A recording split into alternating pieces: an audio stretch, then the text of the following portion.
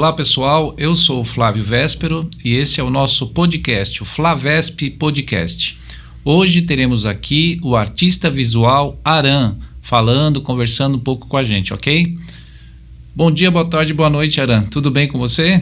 Bom dia, boa tarde, boa noite para quem está assistindo aí. E estou muito feliz de estar aqui. Obrigado pelo convite do Flávio. E vamos tentar fazer o melhor aqui, né? Vamos lá, né? Então, Aran, vamos conversar um pouquinho. Fala um pouquinho do seu início aí nesse artista visual, do que você faz. Me fala como começou isso, como foi esse início artístico seu. Então, acho que no Brasil eu tive um início diferente de muita gente, assim. Ah, é? Quando eu tinha mais ou menos uns 3 anos, meu irmão mais velho, ele ficou muito aficionado, assim, muito vislumbrado com a cultura japonesa. Ele estava estudando a língua e também ele gostava da arte, né? Então, isso já fazem uns 29 anos, eu tenho 32. Eita! Então, quando eu tinha uns 3 anos, o que aconteceu? Meu irmão, ele já ia na Liberdade, esses lugares, e ele adquiria uns VHS, principalmente do Dragon Ball, que era um desenho que não estava aberto na rede pública aqui de TV, só que ele trazia os VHS sem legenda com áudio original. Nossa! Aí eu, como criança, comecei a ver. Tipo, aquilo era muito diferente, né? Acho que a maioria das crianças, igual eu te falei, foi muito diferente, porque aqui, principalmente em Diadema, de onde eu vim, ninguém assistia muito mangá, anime. Anime, né? Mangá é ele impresso. Tá. Aí, o que aconteceu? Eu comecei a ter aquela visão, né? E no Dragon Ball, os personagens, eles têm um recorte, um design muito diferente. Então, aquilo foi impactante, assim. Aí, o que aconteceu? Aí, quando eu fui pra creche, com uns 4, 5 anos, eu acho, por aí, que a creche é um pouco antes até do prézinho, né? Isso. Sim. Aí, o que eu tenho de memória, assim, que eu já pintava meio que nas áreas. Diferente de algumas crianças, o que começou a ter de notoriedade, assim, pra mim, né? Que até eu lembro que crianças davam desenhos pra eu fazer que eu pintava bem, né? Aos dizeres da professora. E eu tenho uma memória que uma vez a gente assistiu Bela e a Fera, e depois do filme a gente tinha que fazer uma retratação, uma pintura, do que a gente achou como criança, né? Aí, se eu me lembro, acho que foi uma das primeiras vezes que eu usei tinta. Aí eu fiz uma folha grande assim, eu pintei o castelo, acho que o pai da Bela e ela fugindo com a fera, assim. E aí depois isso ficou exposto na diretoria. Aí ali eu meio que tive minha primeira exposição. Devia ter uns 5 anos por aí. Aí o que aconteceu? Lá pros 7 anos, aí acho que daí foi um ponto que eu tive uma grande referência do que era ser desenhista. Meu irmão, o Rogério, a gente tinha um quarto, aí debaixo da escada ele montou uma mesa de desenho. Aí ele ficava quase toda noite desenhando. E ele tinha um material, né, de referências, revistas da época e tal. Ele é mais velho que você. Isso, acho que ele tem uns 12 anos a mais que eu. E ele já desenhava também, então? Já. Então, aí ele desenhava bastante lá e eu observava, né? Aí eu observei e aquilo começou a ficar marcado, assim, aquela rotina, né, quase que diária. Eu ficava na cama próxima lá, meu irmão desenhando. Aí eu olhava e eu achava muito legal, porque ele tava fazendo próximo e visualmente ali o que eu via nos filmes, nas películas, né, de animação e tal. E aí veio um jogo nessa época de 97, 98, que é o Final Fantasy VII, que tinha 2 personagens que me pegaram muito, que era o Cloud, que ele tinha uns cabelos muito bonito, assim, né? Todo espetado e tal, aquilo. E o vilão, que era o Sephiroth, que ele tinha um cabelão branco, ele tinha uma postura e tal. Aquilo ficou muito marcado. Eram 2 personagens que o design era do Tetsuya Nomura, que aí eu olhei assim, aí eu como criança eu queria desenhar aquilo. E vendo que meu irmão desenhava, aí eu, tipo, já tinha um norte, assim, tipo, eu gosto muito desses personagens. Aí foi te inspirando, né? Isso. Você viu, você começou a ter inspiração. Isso, aí, pra não delongar tanto, vamos dar um pulo agora. Aí eu desenhava, né, fazia, só que aí quando, depois, com uns 14, 15 anos, 15, eu fui fazer Senai. Certo. Tipo, eu tentei várias vezes, acho que eu só entrei no Senai na terceira tentativa. As 2 primeiras vezes eu tentei, não passei, aí eu insisti, aí eu fui fazer um curso de mecânica. E no curso de mecânica, né, tem uma coisa que na época eu nem entendi que poderia ajudar tanto, mas ajudou, que era o desenho mecânico, desenho técnico, que tem uma parte do desenho industrial. Ali eu comecei a ter uma noção mais 3D da coisa, né? Tinha perspectiva isométrica, que abria os 3 eixos lá, tipo um Y, né? Dava compasso, aí você começa... Falei, caramba, você desenha e você começa a ver a coisa mais assim. E o que aconteceu? Aí, com o Senai, eu tive meu primeiro emprego. Eu era o menor aprendiz. Eu comecei a ter um pouco de grana, né? Ganhava uns 400 e tanto, mas já ajudava. Aí eu não lembro como chegou em mim um folheto que era da área E. Uma escola de mangá que tinha uma unidade lá na Liberdade. E aí depois eu vi que ela tinha uma aqui no Ruge Ramos. Aí primeiro eu fui na Liberdade porque no encarte lá tinha um desenho muito bonito. Aí tava lá que o professor é o Diogo Saito. Aí eu descobri que ele dava aula na Liberdade. Aí eu fui atrás lá pra ver, né? Pra ver como que era. Só que aí depois eu vi que o custo ia ser muito alto. Tá. De eu ficar indo até a Liberdade. Aí eu optei a estudar aqui no Ruge Ramos.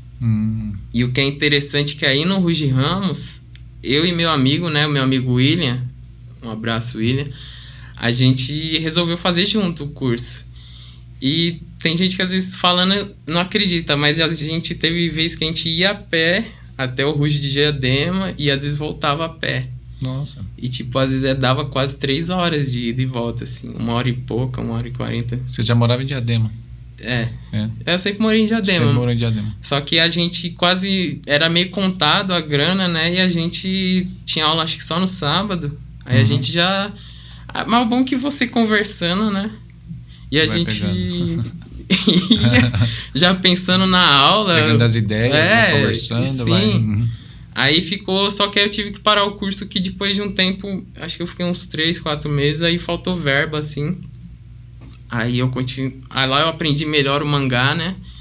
E um abraço pro Douglas, Diogo, meus professores lá. E...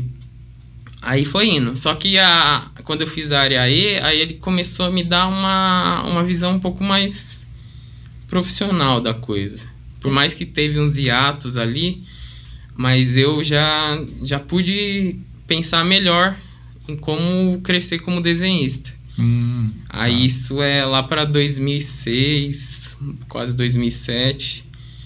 Aí em 2010... que eu lembro, assim, no final de 2010, eu resolvi que eu ia me aplicar muito mais à arte. A arte. Isso. E nesse período que você veio, né, quando você começou com 3, 4 anos e tal, né? Até o Cleiton também falou isso quando veio aqui, o Diego também. Sim. Sobre essas inspirações, que nem você falou do Dragon Ball, né? Sim. Tem outros, assim, que nessa levada foi te inspirando? Cavaleiros do Zodíaco. A Manchete, né?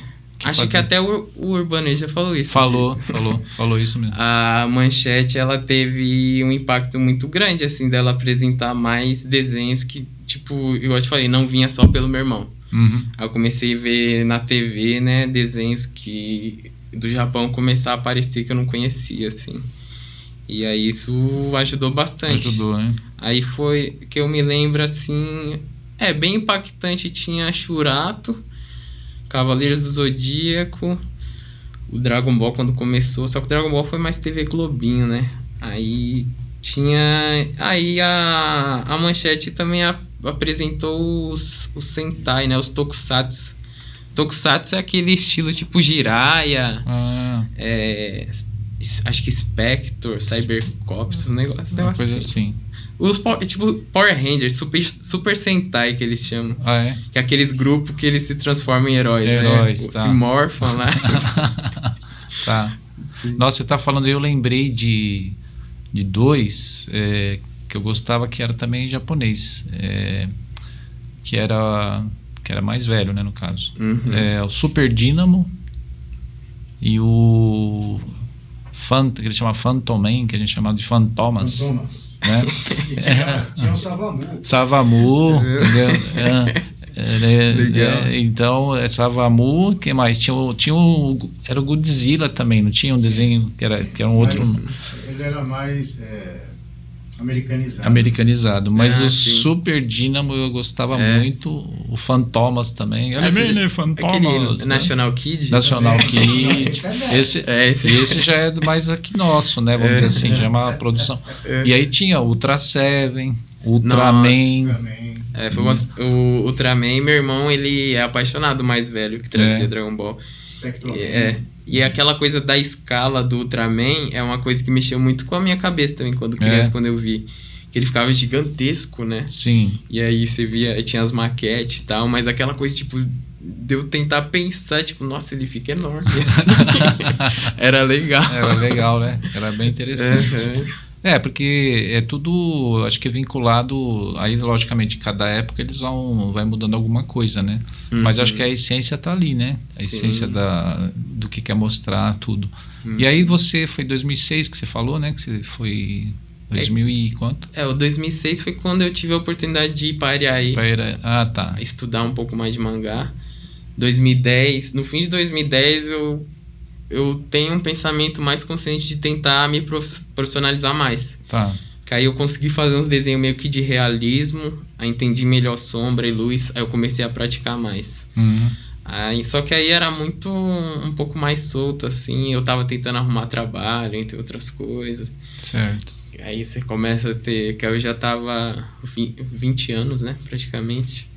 Aí tinha essas cobranças e tal, aí eu queria ainda ser artista, mas ainda fiquei me cobrando de trabalhar. Aí o que aconteceu? Eu fiquei tentando trabalhar quando eu conseguia, às vezes não era um trabalho que agradava tanto, e não sei você, né, mas aí chega naquele ponto que às vezes as pessoas falam, não tem como você fugir da arte, né? Quando eu tava tentando ir para outros caminhos, parecia que uma força me colocava, assim. Aí, acho que desses intervalos, o que vai ser importante depois, acho que lá para 2012, eu também venho desse caminho, assim, entre 2010 e 2012, tentando trabalhar, tentando fazer arte, vendo que tá tudo muito bagunçado. Aí, o William, que é o meu amigo que a gente ia na Ariaí, ele tinha conhecido um moço que tinha um estúdio lá. Aí falou que ele ia ajudar ele a fazer tatuagem, ensinar os bagulho. Só que aí o William não consegue. Aí ele fala, eu conheci um cara que ele desenha bem, ele tem um estúdio, vai lá. Que era o Helder. E hoje eu trabalho com o Helder. Você trabalha com o Helder. Vamos chegar aí. Mas aí quando eu fui, aí ele passou o endereço, era perto de casa, era na rua de cima. Aí falou, é o Helder e o Shark, que eram dois tatuadores conhecidos lá. Eu falei, beleza, eu vou lá. Aí eu fui atrás do Helder, eu cheguei lá no estúdio, aí quando eu cheguei, eu não sabia, nem o William sabia. O Helder tinha acabado, acho que, de ter a filha dele, ele tava no Ceará. Aí ele ia demorar pra vir, só que aí tinha o Shark, que era o parceiro dele. E só pra dar um adendo, o Helder e o Shark, eles são tipo uns dos primeiros tatuadores que tem um certo renome, uma influência, um viés artístico onde eu moro. Nossa, que na parte ali de Diadema. Eles são os promissores, assim, entendeu? Tipo, os que tiveram mais destaque como um tatuador bem profissional de desenho. Aí, o Shark, ele até faleceu. Um grande salve aí pra ele. Desculpa. Mas, ele foi um mestre pra mim, né? Entendi. Eu cheguei lá, aí... Desculpa. Não, fica tranquilo. Aí eu mostrei meus desenhos, né? Ele falou, caramba, você tem um potencial aí, chega aí. Aí eu comecei diariamente pro estúdio. O Shark me ensinava, me dava um apoio.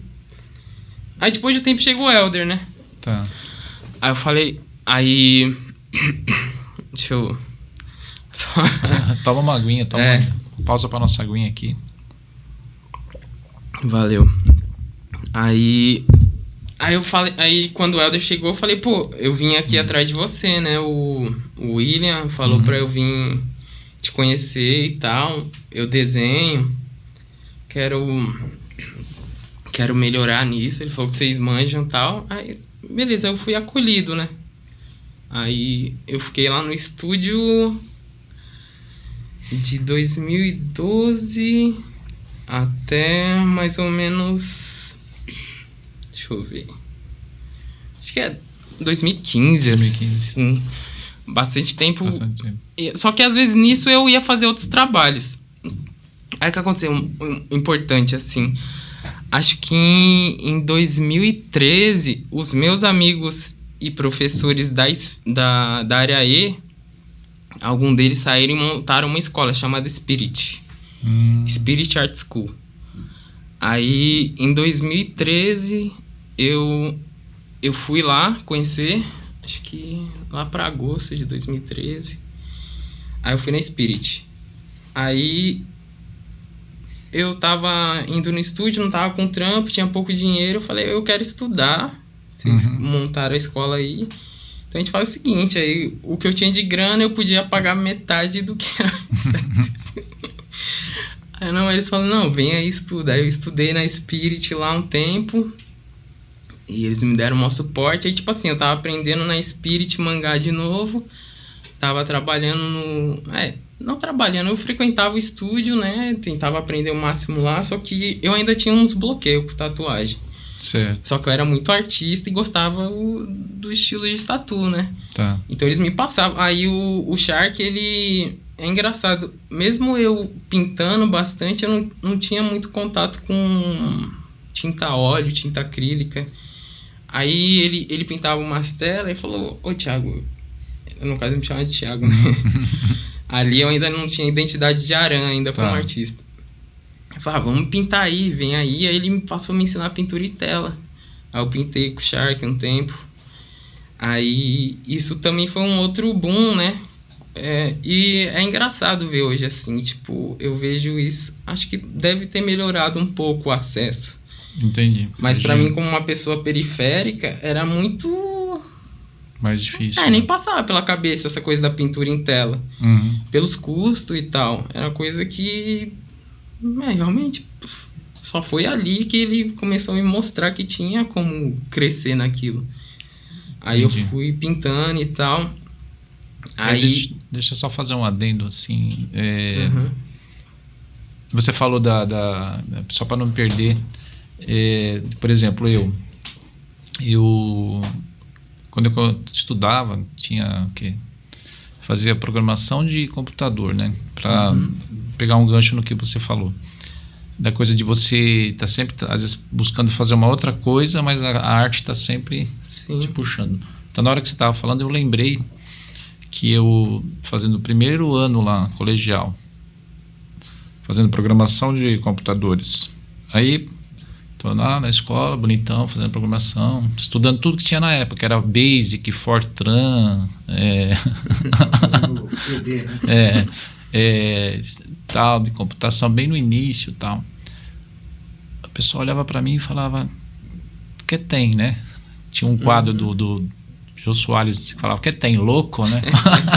Porque o pessoal lá, né, assim, pegando as planilhas, como que era que ia fazer, não sei o que, e eu escrevendo letra de música. Aí tinha um amigo meu que sentava atrás e falou, ô Flávio, o que você tá fazendo? Eu falei, deu uma inspiração agora, eu tô fazendo uma letra aqui de música, tô até com a melodia, né, cantando. É mais ou menos isso, você tá indo para um lado, tentando fazer um negócio, mas a arte tá aqui, né, te impulsionando, né? É que eu lembrei para não cortar que você tinha falado, mas continua falando, que são coisas que acontecem mesmo, né, com a gente, não é isso? Não, e é bom trazer isso, porque tem pessoas que passam por isso, né? Sim. Vão ver... E às vezes estão nesse momento, né? Sim. E estão tentando se adequar ao que é a sociedade, o que é colocado ali, mas aí a arte tá puxando. É verdade. Tipo, ela tá trabalhando, mas na hora do intervalo ela rabisca, ou ela faz uma música, ela fica cantarolando. Sim, é bem isso mesmo, é bem isso. Então isso acontece. Então, aí voltando, enquanto eu tava também em estúdio, aí eu fui pra Spirit, chegou uma hora que eles viram minha dedicação na Spirit, eles falaram, você quer tentar dar aula? É um maior medo, assim, né? Sim. Putz. vamos, né? Vou dar o básico de aula. Aí eles deram a oportunidade de confiar em mim. Eu comecei a dar aula aqui perto de onde a gente tá, aqui, ali pela Marechal Deodoro, no Bunka. Tem uma associação japonesa aqui. Ali. Aí eles pegaram uma sala no Bunka, eu dei aula há quase 2 anos ali. É? Que legal. Para alguns alunos, aí foi legal essa experiência de ser docente, né? De começar... Aí eu não sei se você sente a mesma coisa. Essa primeira vez que eu fui dar aula, eu tinha muita insegurança também, né? De como passar. Sim. Eu ficava muito nervoso, assim, tentar... Aí, durante a semana, eu ficava revisando bastante coisa que ia passar pros alunos. Pra chegar na hora, assim, e ser legal, assim. Mas foi bem, assim. Porque é um processo, né? Assim, como a gente lida com pessoas de vários tipos, jeitos, pensamentos, Sim. Aí o que acontece? Você tem que saber lidar com certas situações dentro do que você vai passar, né? Que é o que a gente estava conversando em off sobre as músicas hoje, né? Que o pessoal, às vezes, se você fala de uma música lá de 1700, 800, né? Como referência de estudo mesmo, tá? A pessoa olha para você e fala, nossa, mas que música velha. Mas não é isso, é uma referência que você tem e como você falou, é atemporal. Sim. Tá ali para você, né? E o que vale é a coisa mesmo artística ali, a inspiração, o que pode te passar, né? Então, tem todo esse lado pedagógico que você tem que saber lidar e tem também esse lado artístico mesmo para você poder passar para as pessoas o que você tá... onde você quer chegar para passar para elas, né? Também dentro de cada um, né? Eu acho que é mais ou menos que você também... Com o tempo, acho que você conseguiu ajeitar isso também, né? Que agora você já tem mais experiência, não é? Sim, E foi legal essa experiência de dar aula que eu comecei a ser mais... ter mais percepção que arte, pelo menos a arte visual, a arte do desenho, não era só desenhar. Ela também era muito psicológica. Demais, assim. Não só ela, mas como outras áreas. Só que, igual eu te falei, eu comecei também a estudar mais psicologia, entre outras coisas, mas por conta de pegar livro, de ver palestra, de ver professores explicando... filosofia, eu comecei muito desses estudos, assim. Aí eu vi que os alunos, e aí isso me fazia me reler, né? Como artista, como indivíduo. Que, às vezes, muito da dificuldade do desenho deles, eles criavam na própria cabeça. Das próprias inseguranças. Eu vi que os traços diziam coisas sobre a pessoa, o jeito que ela se expressava e tal. Mas principalmente isso, aí eu vi o quanto era importante tratar a cabeça do artista também. Entendi. Que não era só pegar o lápis, pegar a tinta e... Aí, nisso aí eu fui ver que, igual eu te falei, eu passei a ter uma leitura muito melhor de quando eu travava com arte, quando essas coisas aconteciam. Eu comecei a ser mais consciente e perceber isso. Eu comecei, enquanto eu estava desenhando... observar o que causavam certos bloqueios. Aí a gente pode pular... Aí de 2015 eu parei de dar aula e eu tive que mudar pro interior. Tá. Aí lá aconteceram várias coisas e tal, etc. Mas... Só que teve um período importante que vai remeter a isso. Que eu acabei de falar agora, que... Aí teve uma hora que eu vi que eu tava me distanciando da arte por coisas que estavam bagunçadas na minha cabeça, assim. Aí eu vi que isso estava fazendo eu não produzir, não ser o artista que eu deveria ser por coisas que a minha mente estava adquirindo como uma doença, uma depressão que estava ocasionando nesse período. Entendi. Aí foi a primeira vez que eu criei um sketchbook que a gente, como um artista de desenho, começou a ter isso mais popular, que é um hábito de você ter um caderninho que você faz rascunhos, trabalhos mais soltos. Tá. Talvez como um músico, não sei, teria um caderno de composição que você leva com você. De anotações, assim, que você faz, né? De letra, melodia, às vezes uma pequena harmonia. Hoje a gente até tem um amigo, né? Porque eu até falo pro pessoal, o pessoal que faz os cursos, eu falo, gente, o celular hoje ele te dá essa possibilidade de você gravar. Sim. Então, às vezes você tá ali com o violão ou com a melodia, né? Ou você vai escrever, mas te ajuda naquele momento para você fazer certinho, para você lembrar também, ajuda muito, né? E é mais ou menos o que você está falando, essa coisa de estar anotando as coisas, né? Sim. Aí o que aconteceu? Aí, nesse momento, teve umas criações originais minhas, né? Autorais, que elas vão refletir muito no meu trabalho de hoje. Que é acho que é 2017, mais ou menos o ano aí, só pra ter uma cronologia. São os Dojika. Dojika são personagenzinhos que eu tive um pensamento, assim. Que eu tava com esses sentimentos, eu tava passando por uma depressão bem severa, e eu queria pegar tudo aquilo que eu tava sentindo e colocar artisticamente. Tá. Aí os Dojikas, eu imaginava que era como se fossem uns familiares, uns seres que estavam ao meu redor, e eles pegavam esse sentimento e transformavam em imagem. Tá. Então eu tive esse insight, assim. Aí então eu começava no meu sketch lá que tinha os Dojika, aí eu desenhava aí o que eu tava sentindo naquele momento se transformava naquilo, se transformava naquele personagem, naquela expressão artística. Aí o pensamento era legal por causa disso. Eu falei pra mim mesmo, toda vez que eu desenhar um Dojika, eu começo o desenho e termino e é aquilo ali. Hoje. E é o que ele quer mostrar, entendeu? Então aquele é o sentimento. Aí foi o primeiro sketch que eu comecei realmente e terminei bem rápido. Que era isso, eu pegava, eu sentia que eu tinha que fazer o meu Dojika, que eu coloquei o nome, né? E eu colocava ali, aí fluiu bem. Aí eu falei, caramba, aí eu comecei a perceber, tipo, o quanto aquilo lá que eu falei que eu comecei a perceber como docente e tal, o quanto o pensamento de como você vai fazer a arte podia mudar muito o desenvolver da coisa. Então, aí eu continuei nesse exercício e tal, fiquei lá no interior. Aí, depois de uns 3 anos lá, eu tive que voltar para São Paulo. Aí, quando eu voltei, foi... com mudança, né? Foi bem complicado também ainda se realocar. Aí, a gente entra até onde eu te conheci, a fábrica. Que eu vim mais ou menos em 2019 para cá. Tá. Aí, a fábrica... Quando eu tinha passado um tempo antes, eu vi a construção, né? E até recentemente... E até um abraço aí pro pessoal da fábrica. Todo o pessoal de lá. Se eu for falar nome, é muita gente. Muita gente. Então, um namastê. Mas eu até comentei recentemente lá na fábrica que me chamaram um dia para fazer um evento, né?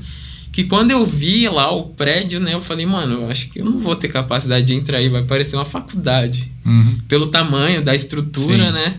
E de coisas que eu tive de dificuldade de entrar em alguns lugares, eu ainda tinha também esse bloqueio, assim. Eu falei, acho que eu não vou conseguir participar desse negócio. Entendi. A gente vai ter prova e tal. É bom que é bem mais prático, né? Aí eu fui fazer uma aula experimental lá um dia que é engraçado, teve um tempo junto com o Helder, meu amigo que eu trabalho com ele lá. A gente ficou na Vila Mariana, a gente teve por um tempo o estúdio lá, a gente conheceu o João. E a Maia, que é uma amiga nossa, ela depois, por uma ironia, ela foi trabalhar na fábrica. Trabalha até hoje lá. Aí eu fiquei sabendo que ela trabalha lá, eu fui visitar, né? Aí, além de visitar, eu fiz uma aula experimental com o Pichote. Tá. Aí eu vi que era legal a aula, né? A gente fez uma arte lá até junto, eu vi aquela... E quando começou a fábrica, né? Antes pandemia, era um movimento louco, assim, era muita gente. Justamente. Aí eu falei, caramba, que legal, tá borbulhando esse lugar. Vou vir mais aqui. Aí eu comecei, me interessei, eu fui fazer o grafite. Aí o que é interessante nessas primeiras aulas eu fazia umas 2 ou 3 aulas com o Pichote. Aí eu mostrei o meu caderninho de Dojika lá que eu comentei. Certo. Aí falou, isso daqui tá muito pronto pra rua. Falou, os desenhos que você tá fazendo aqui, já, pra colocar no muro é fácil, é só você pegar o jeito. Eu falei, caramba, será? Que é um caderninho, né? Uma parede. Tanto que numa aula dessa ele falou, pega os spray e vai. Eu desenhei eu fiz uma parede lá na fábrica, né? Pô, da hora. Aí eu continuei, aí eu fiz a inscrição, eu fiz o curso de... Aí quando eu fiz nem foi tanto grafite, era mais uma parte de ateliê mesmo. Mas o que foi bom que era experimental, né? Certo. Aí o que eu achei mágico da fábrica é isso, de você ter o espaço ali e você poder ter acesso, né? E você pode criar. Então. Né? É justamente isso. Você também usa a sua criação, né? A sua cabeça ali para fazer, né? Para experimentar. Isso. Também, né? Só que aí o que aconteceu? Aí bem quando eu tava pegando o jeito da fábrica, veio a pandemia. Aí eu lembro, foi até Eu tinha começado, foi assim que o Pichote também conseguiu, junto lá do pessoal, adequar a xilogravura para a oficina, né? Eu fiz a inscrição para praticamente, acho que a primeira turma de estilo dele. Só que a gente só fez a primeira aula. Aí veio a pandemia e fechou. Tá. Aí eu tava com umas dificuldades de internet, aí eu tive que parar de acompanhar eles, né? Aí depois, passou uns meses, eu consegui me adequar e eu fiz de novo o curso com o Pichote à distância, online. Só que era ateliê, se eu não me engano. Aí foi... Só que aí é um ponto legal, atual, 2020, que eu comecei a perceber dessa bagagem que eu falei pra você. Eu tinha uma vontade de ser muito técnico, acadêmico. Até eu aprendi inglês, né? Com filme, música, principalmente música, videogame. Aí eu vi que tinha muito material em inglês de desenho. Então eu comecei a caçar muito, eu achei muito material de estudo. Então eu fui aumentando os níveis como artista. Só que aí o que eu percebi? Às vezes eu chegava em lugares e com alguns desenhistas, coisas que eu fazia, eu não sei se eu coloco como intimidador, mas... Sei lá, às vezes eu via que a minha arte às vezes distanciava um pouco. Aí o jeito que eu expressava ela, de um jeito meio acadêmico, não sei, assim. Aí quando eu voltei a fazer a oficina com o Pichote, ele falava muito de poética do trabalho, né? Aí eu tava muito incomodado com isso. Comigo, assim, né? Mas também não era uma culpa só minha, não podia também me responsabilizar que o outro sentia. Mas eu percebi isso. Igual eu te falei, de estar mais consciente ali da coisa. Aí eu falei pro Pichote que eu queria meio que resetar isso, voltar. Reaprender, assim. Aí eu começo o meu projeto que eu dei o nome de Forma. Que eu ia começar das formas simples, refazer tudo que eu tinha como arte, assim. Aí eu tenho até o caderno lá, que é o início disso. Eu comecei do basicão de novo, assim. Tá. E o Forma eu queria deixar um jeito mais simples. Qualquer pessoa que visse, assim, nossa, ia falar, eu sei fazer isso. Eu queria ser o mais simples possível. Aí eu começo a desenvolver essa linguagem que eu comecei a transpor pra rua. Aí eu comecei a fazer... Aí, junto disso, né, o Pichote, ele falou, você tem potencial de ir pras ruas, mete as caras. Aí é uma ironia, uma coisa louca do destino, assim. Aí apareceu um pessoal interessado que eu fizesse um serviço lá. Aí eu fiz um serviço comercial de parede lá no muro. Aí deu certo. Aí dali eu consegui o meu primeiro materialzinho que sobrou de lá. Aí eu fiquei com aquele medo. Eu falei, é mó caro esse preço, esse negócio, eu não vou conseguir ir pra rua, sabe? Aí, uma vez lá na fábrica, eu lembro que eu ajudei o Renê também, um abraço aí, ele me deu vários toques assim, e ele fazia com pincel, né? Ele era mais muralista do que grafiteiro. Aí ele me deu uma garrafinha com Raul, que é uma tinta que eu uso até hoje, que é uma tinta que muito grafiteiro usa, é um preto que dura bem, assim. Você consegue usar ele bem na rua, assim, ele é a base d'água. Aí eu falei, eu tenho um pouco de tinta, será que eu vou conseguir? Aí eu fiz mais um ou dois murinhos. Aí eu comecei a ir pro ecoponto lá perto de casa. Aí eu falei pros caras, se chegar a tinta aí, vocês guardam pra mim? Aí os caras, dá vez, né? Tipo, não tava dando muita fé. Aí uma vez eu falei com o Pita lá, o cara lá do ecoponto. Falei, se eu pintar um muro aí, vocês deixam? Que eu vi que tinha umas coisinhas pintadas lá, tinha uns grafites que fizeram. Aí eu falei, é meio complicado assim, não sei não, vou falar com o patrão. Aí o que aconteceu? Umas semanas depois, um pouco perto assim, eu chamei um amigo e a gente pintou um muro na frente da ecoponto. Meio vandal, assim, era um muro que tava meio manchado. Aí eu falei pro meu amigo, vamos fazer esse muro aqui. Aí quando a gente tava pintando, a gente pintou de dia mesmo, ele estava vendo, ele falou, ficou legal, hein, menino. Faz o seguinte, vem no domingo aí e pinta um muro aqui que você fala. Falei, beleza. Ele falou, você vai vir? Eu falei, vou. Aí eu fui lá domingo. Tava só... Eles não funcionam, né? Mas tinha um menino que ficava lá perto. Aí ele ficou me acompanhando, eu pintei o muro. Aí ele chegou na semana e ele falou, ficou legal pra caramba. Ele falou, faz o seguinte. A maioria da tinta que chegar aqui, eu vi que você faz um trabalho legal, eu vou dar pra você. Eita, isso já... Aí eu comecei a pegar várias tintas que descartavam lá do ecoponto. Aí eu comecei a... pelas periferias, né, fazer alguns muros nas ações que eu ia, assim, de alguns eventos que o Pichote começou a me levar, né. Tá. Queria... E tá indo, então. Sim. Aí o Pichote me deu um apoio, ele também me ajudou muito nisso, assim. Sou muito agradecido. Aí eu comecei a crescer, né? E eu comecei a jogar o Forma em vários lugares, e do Forma e o Pichote dando auxílio foi nascendo outras coisas. Aí daqui a pouco eu nem imaginava, eu me tornei meio que um muralista, assim, né? Um grafiteiro. E do nada era louco, assim, que uns caras que até grande assim, eu conseguia chegar perto e fazer uma coisa. Falei, caramba, eu não imaginava que eu poderia ser isso. E outra coisa que depois foi muito legal, que reflete muito no meu trabalho hoje, é aquilo que começou lá com a xilogravura com o Pichote, e depois a pandemia foi melhorando as coisas, veio a vacina, né? A gente teve avanço, começou a poder ter o presencial, aí teve a de xilogravura. E o que aconteceu, eu ainda também percebi uma coisa. Eu tava fazendo meu trabalho, mas o meu trabalho, às vezes, ele era difícil de fazer, que tinha muita informação. Eu queria colocar muita coisa. Falei, eu tenho que começar a simplificar. Eu tenho que me forçar a isso. Aí eu vi e lembrei que a xilo, às vezes, ela te força a isso. A madeira não deixa você colocar muito detalhe, dependendo do trabalho, né? Mas tem que pensar de um jeito mais sintetizado. E aí, de início, só preto e branco, né? Luz e sombra. Falei, agora eu vou focar na xilo. Aí eu fiz isso. Aí no início desse ano mesmo, aí eu foquei bastante na xilo. Aí eu fui muito bem, assim. E isso reflete muito. Hoje eu faço bastante xilo. Achei até um outro caminho, assim. Ela vem refletindo. Eu voltei também é bom um adendo. Quando eu fui pro interior, eu parei de trabalhar com Elder, né? Vou estar mais presente. Só que agora eu voltei. Aí hoje a gente quase todo dia assim se vê, desenvolve coisa junto. Mais, né? Sim. A gente tem lá na avenida, eu quando pode, ele tem tipo um estúdio que divide em ateliê, né? Aí a gente se ajuda, eu tento rachar o aluguel com ele lá, né? Que nem sempre entra, ainda a minha vida como artista ainda é muito freelancer, muito caótica. Mas aí eu sempre tô lá, a gente divide espaço, a gente trabalha as ideias, mas é legal. Atualmente a gente tá aprendendo silkscreen, fazer arte em camiseta. E eu tô voltando mais pra tatuagem, né? Tanto que agora eu tô trazendo e unindo as linguagens, trazendo a xilo pra tatuagem, trazendo as noções que eu tenho de mangá e tal. Então, como um artista, né, visual mesmo, né?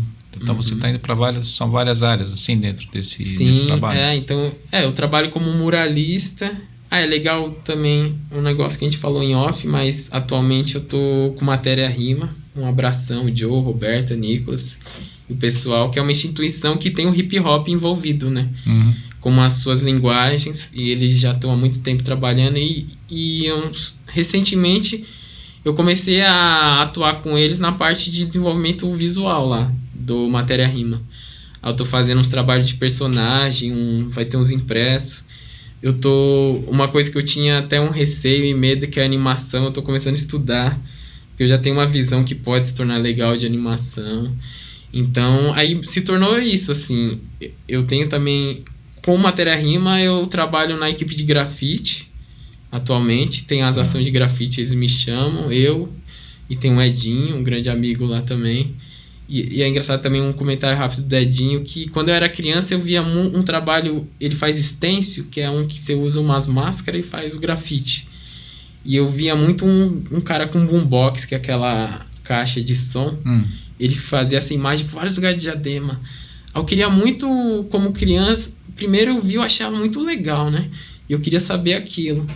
E hoje eu trabalho com o Edinho. Nossa. Um cara que eu queria conhecer, que me inspirou muito, e a gente faz ação junto. Você vê como é interessante? A vida artística é meio isso mesmo. Quando você fala, nossa, é legal, com o tempo você vai, de repente você tá ali junto com a pessoa, tá fazendo alguma coisa, tá trabalhando junto. É bem interessante isso. Sim. E o Elder também, né? Igual eu comentei, um cara muito grande, assim, na parte de tatuagem, desenho. Ele também tem uma base de grafite. Um cara muito foda, assim, que eu trabalho lado a lado com ele, assim, a gente conversa como artista, né? Então, eu me vejo... A vida da arte, ela tem seus momentos difíceis? Tem. Mas ela também tem esse momento muito mágico, você tá com grandes pessoas, assim, entendeu? E a arte, aproveitando, ela tá te trazendo, com certeza, bastante alegria, né? Sim, claro. Sim. E como a gente já sabe... tem os altos e baixos, né? Mas você tá firme aí, com certeza. E aí você vai chegar, que é o que você tá fazendo, você tá trilhando, né? Sim. E você acha que tá sendo, desde quando você era criança, que você já percebeu isso, mas você acha que tudo tá valendo a pena, então, né? Todo esse trabalho seu. Total. E é engraçado isso, às vezes tem aquele momento que acho que você, não sei você, mas acho que todo artista passa por isso, que você fala, meu, eu vou desistir. Tem umas coisas que às vezes porque você é pressionado por você mesmo, pela, né, assim, do próprio trabalho. Às vezes você faz um trabalho que você fala, nossa, esse trabalho ficou muito bom, mesmo pelo, né, o retorno que você tem, e você mesmo fala, poxa, foi muito bom. E às vezes você faz uma coisa e você fala, nossa, não ficou tão bom. E, não é? E tem tudo isso que a gente falou, tem os altos e baixos. E às vezes passa na cabeça da gente muita coisa, né? Porque é essa pressão dentro da gente mesmo, de estar ali, de estar fazendo, de estar criando, né? Sim. Que não é tão simples e tão fácil, não é?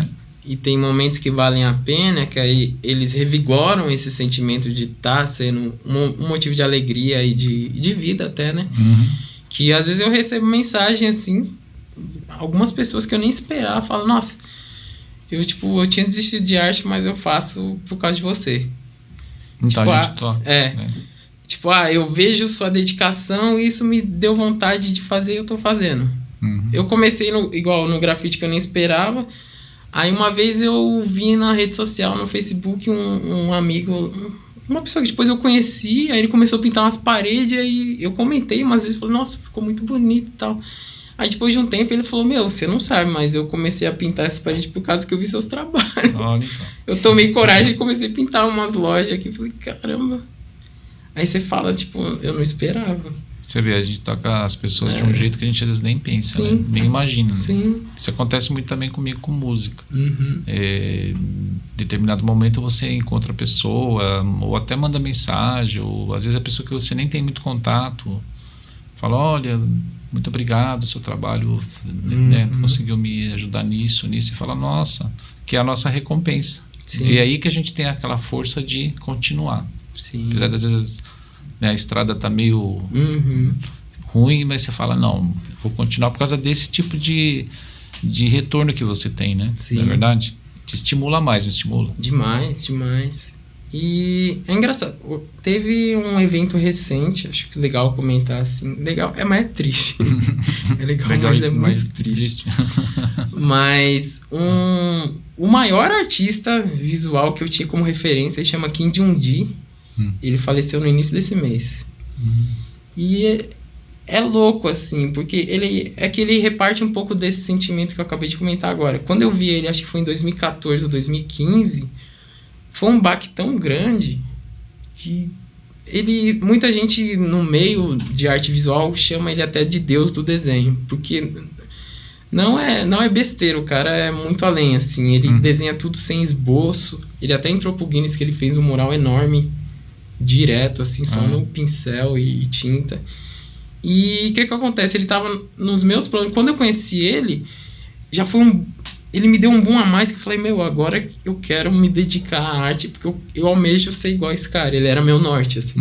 Ele era coreano, da Coreia do Sul. Ele morreu, 47 anos, muito novo. Ninguém esperava, foi um baque muito grande atualmente. E até no dia, meu, foi muito grande, só que eu também até me peguei assim, falei, meu, eu também não posso parar, porque se eu até ficar, sei lá, muito triste e parar, acho que nem é o que ele queria como artista, assim.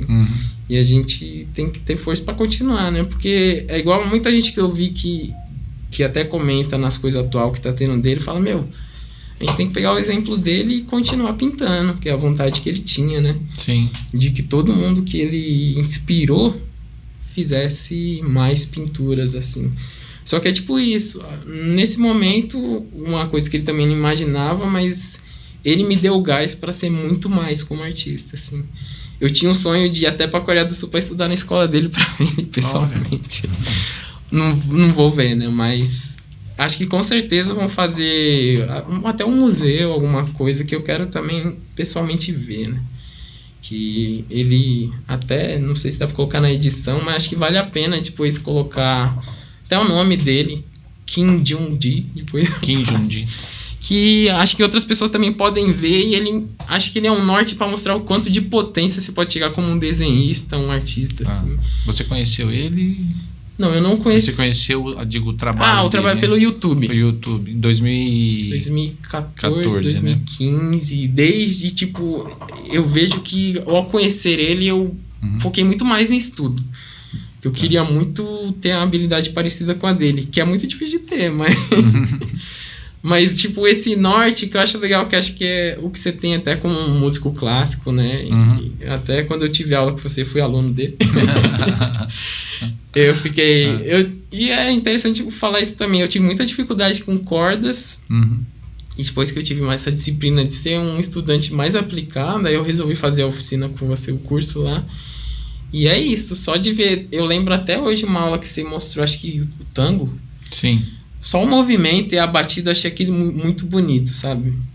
Tipo, é uma coisa que eu meio que tomei pra mim. Eu posso não tocar muitas músicas, mas pelo menos na vida eu vou tentar me dedicar pra chegar naquele movimento, naquela... Pra sentir aquilo um dia.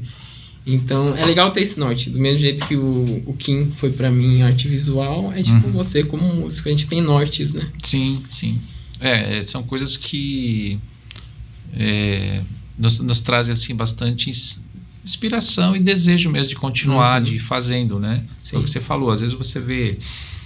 Você quer fazer e fala, nossa, eu vou tentar fazer aquele desenho mais próximo daquele ali, que é a mesma coisa de estar tocando, você vê a pessoa tocando e fala, nossa, esse artista, né, o violonista, esse compositor, será que eu consigo chegar?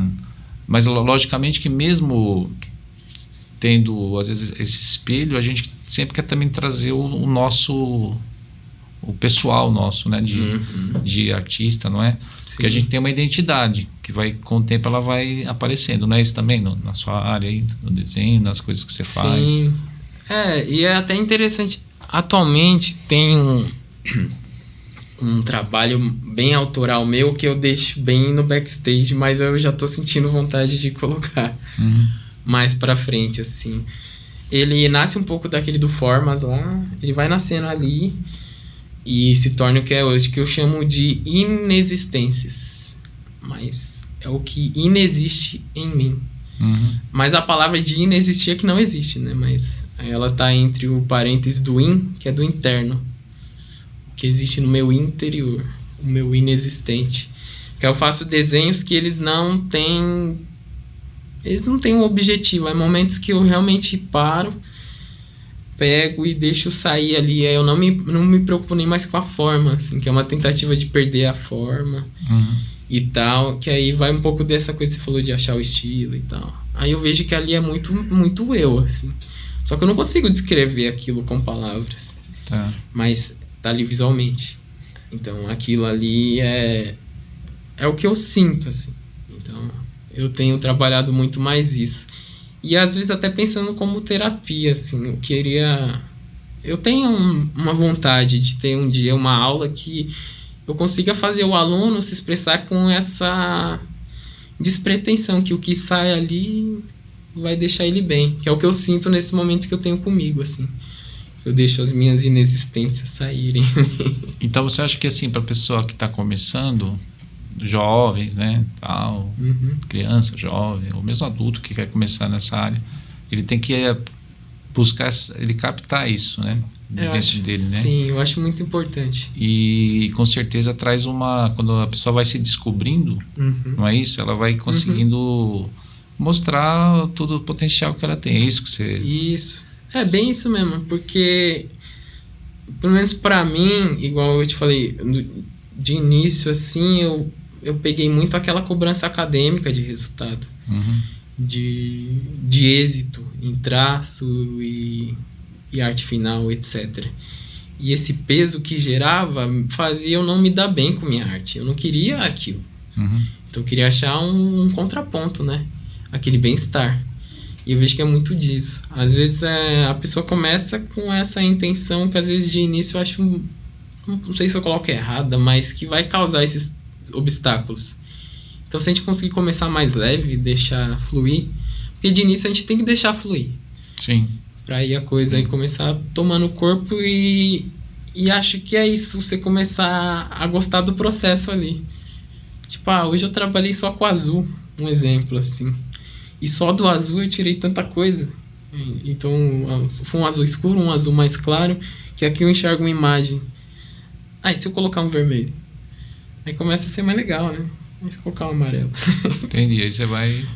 então, aí você vê que você vai agregando, você vai crescendo ali, crescendo com você mesmo, né? Uhum. A arte, acho que ela é muito esse espelho em ação. Acho que um espelho em ação mesmo, né? Tá. Independente das áreas, assim, na dança, você conseguir fazer um passo novo ali, você sente aquele sentido do passo novo ali, já é outra coisa. Sim. Na música também a gente busca lá com o pessoal, nos cursos, nas coisas, é justamente isso. Tem um lado, vamos chamar assim, mais técnico, mais acadêmico, tal, que você acaba tendo que passar também, mas você descobre que também tem um lado criativo. Sim. Que às vezes está num outro momento, numa outra circunstância, ou dentro daquele processo, mas de uma outra maneira, né? Sim. E aí o aprendiz, o aluno, no caso, ele vai conseguindo se achar e quando você vê, ele está criando. Que eu acho que é assim também com você, não é? Sim. As coisas assim que você está falando aí, Uhum. é só... reforça isso, né? Sim. Você consegue passar isso para eles e vai criando. Uhum. E ao mesmo tempo... E como você está nessa pegada, vamos falar assim, então você está nesse processo seu mesmo de criação, um processo também de passar isso para os outros, né? Uhum. E como que é isso para você? É muito, assim, na coisa de criação, você tem que estar criando direto, ou no momento que você nem espera, você já vai e já cria? Tem uma coisa pontual nisso? Como que é? É engraçado tomar essa pergunta, porque de uns tempos pra cá eu vi que eu não amo arte. Eu tenho uma obsessão. Obsessão. Eu tenho que fazer todo dia, assim. E tem uma citação, eu não lembro se é de Picasso ou de outro artista, não vou lembrar agora não, mas ele fala que, tipo, que todo dia que a inspiração chegava, ela encontrava ele trabalhando às 9 horas da manhã. Tipo, é meio isso que eu coloquei. Eu já tá num ponto que eu não fico dando, não vou falar, não sei, desculpa de inspiração de nada, mas todo dia eu Você crio. tá lá, entendi. Todo dia eu tô fazendo desenho, pintando, porque eu sinto comigo que eu necessito disso, que eu tenho muito aqui, que às vezes me falta, assim. Entendi.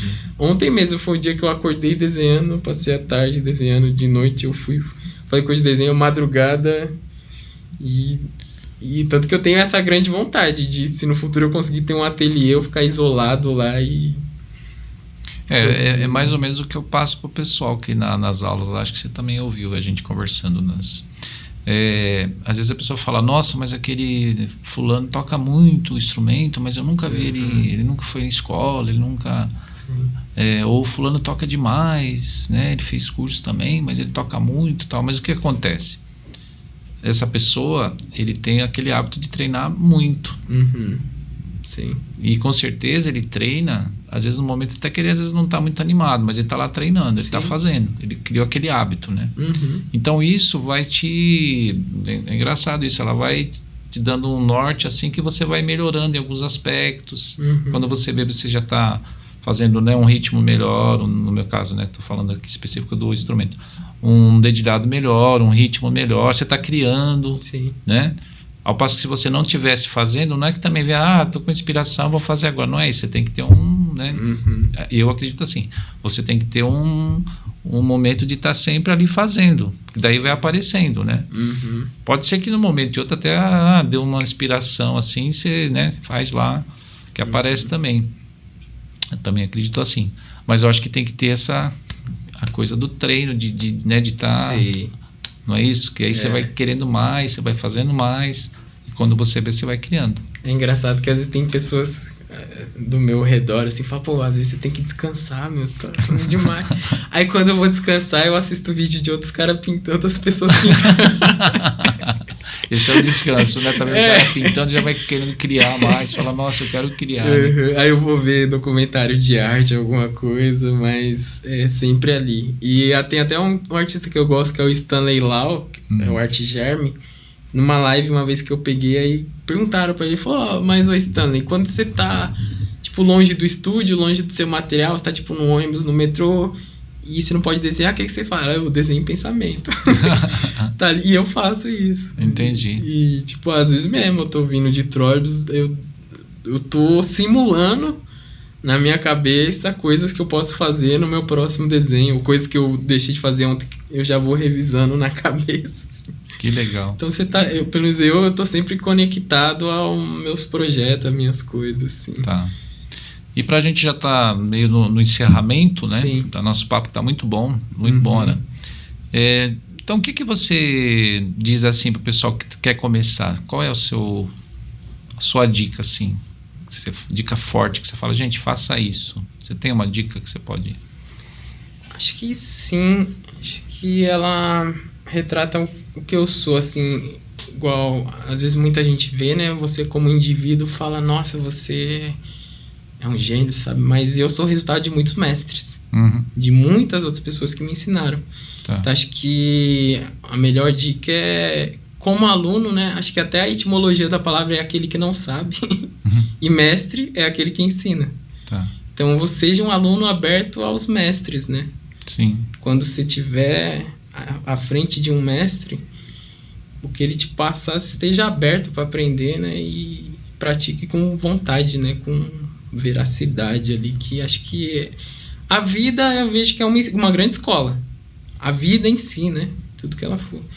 Então, os bons mestres que eu desejo que apareçam no caminho de todos, como eu tive bons mestres, que a pessoa se abra e retenha o melhor dali. Acho que é a melhor dica que eu tenho.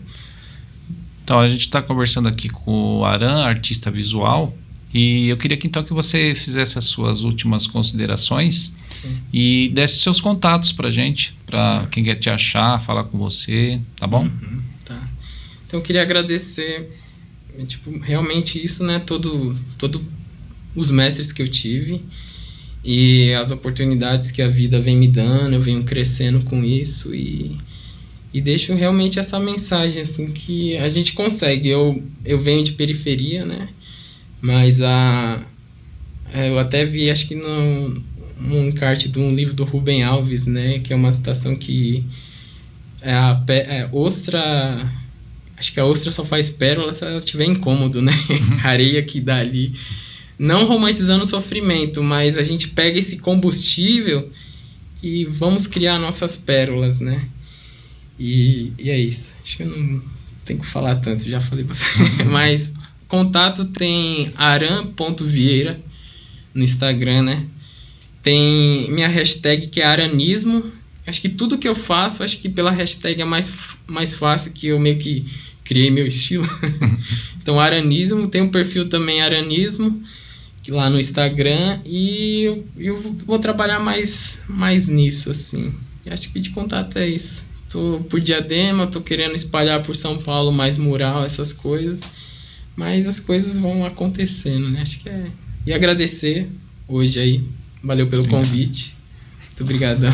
Então, aqui, pessoal, nós falamos aqui com o Aran, artista visual. Muito obrigado, Aran, pelo nosso bate-papo aqui.